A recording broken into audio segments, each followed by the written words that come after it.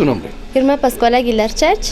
Mi nombre es Catarina Beatriz Aguarelush y represento al municipio de Patsité. Mi nombre es Maiden Marilu León García.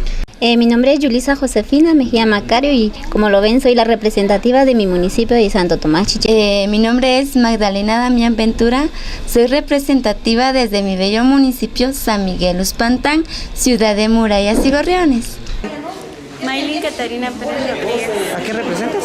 Al municipio de San Juan Cotzal, tierra del maguey y de las pacayas. Mi nombre es Keila Rodríguez y represento a Junín. Bueno, nos encontramos con una persona muy especial, parte de la Comisión de Cultura Maya el día de hoy. ¿Tu nombre? Regina Pérez. Señor Regina, el día de hoy pues ya empiezan a activarse prácticamente todos los protocolos, podríamos decirlo de esa manera, que se han planificado con tiempo para recepcionar a las representativas del departamento. Pues así, en este momento nos encontramos aquí esperando a las señoritas.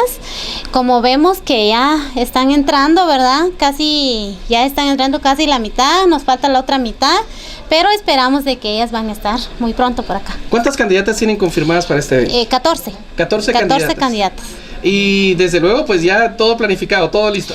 Ya está todo listo, todo planificado, ya estamos en la espera de toda la actividad. Muy bien, el día de la actividad, ¿qué día será?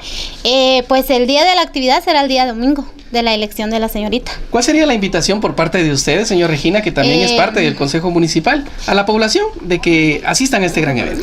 Para nosotros esta actividad es muy importante. Invitamos a todas las personas de las diferentes comunidades, municipios, departamentos que vengan a disfrutar de esta elección que van a estar representando todas las señoritas y esperamos su participación, ¿verdad?, para estarlas apoyando.